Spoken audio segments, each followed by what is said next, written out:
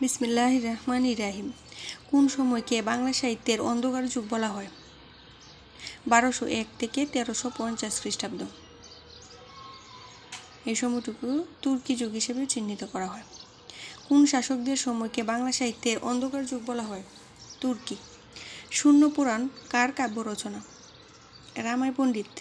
শূন্য পুরাণ এবং ডাক ও খনার বচন এ গ্রন্থ দুটির রচয়িতাকে? রামাই পণ্ডিত। মধ্যযুগে বাংলা সাহিত্যের পৃষ্ঠপোষকতায় অগ্রণী ভূমিকা পালন করেন পাঠান সুলতানগণ। রসুল বিজয় কাব্যের রচয়িতাকে? এখানে সঠিক উত্তর নেই, সঠিক উত্তর হবে জৈনুদ্দিন।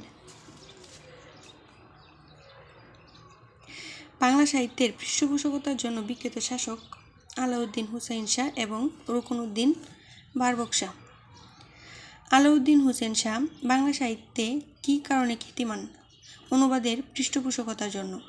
বিপ্রদাস বিপিলাই রচিত কাব্যের নাম কি? মনসা বিজয়।